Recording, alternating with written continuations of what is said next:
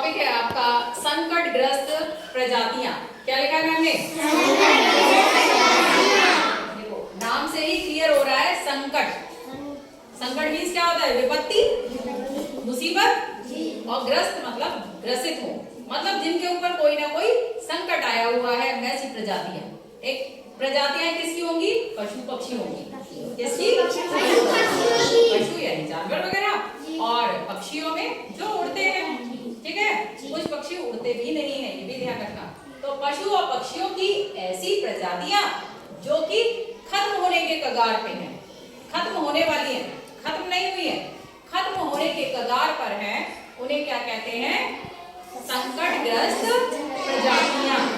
ऐसी प्रजातियां जो कि क्या है? खत्म होने के कगार पे। अच्छा, अब ये खत्म होने के कगार पे क्यों है? उसका कारण हम मनुष्य भी हो सकते हैं।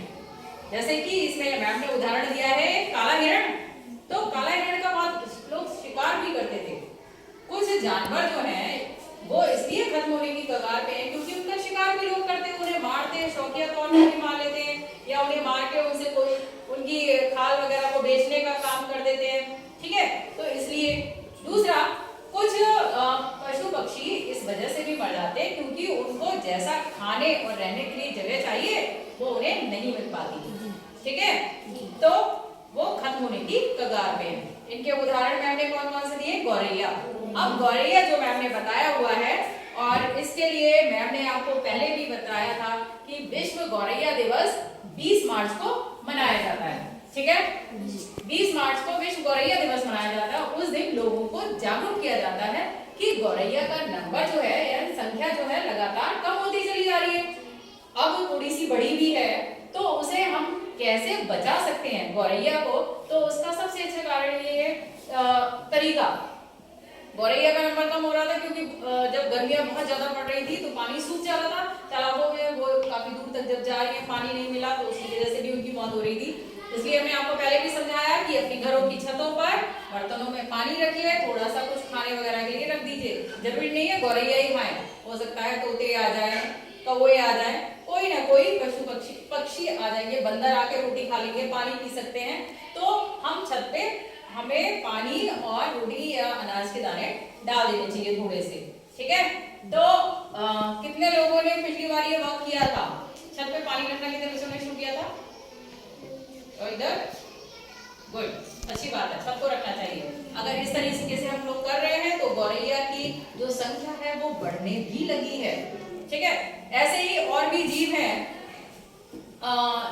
काला हिरण हमने बताया शिकार किया जाता है। बारहसिंगा जानते हो? बारहसिंगा जिसके 12 सिंग होते हैं जी, जिसके 12 सिंग होते हैं। कछुआ, कछुए को लोग मारते थे, उसकी तस्करी करते थे, बेचते थे कि उनके कुछ पार्ट्स यानी अंग निकाल के उनको बेच देते थे, ठीक है। तो ये है शेर का शिकार करते थे कुछ लोग, उसकी त्वचा को बेच देते थे। तो इन सबको बचाने के लिए लगातार सरकार भी कदम उठा रही है और थोड़े कदम हमको भी उठाने हैं कि बेवजह किसी को मारना नहीं है ना। कुछ लोग होते हैं अरे ये जानवर बार बार परेशान कर रहा है, या सांप निकल आया, सांप निकला तो तुरंत उसे मार देते हैं, लेकिन सब सांप जो है वो जहरीले नहीं होते हैं, ठीक है। जानते हो ये जो सांप का जहर होता है इससे भी दवाइयां बनाई जाती हैं।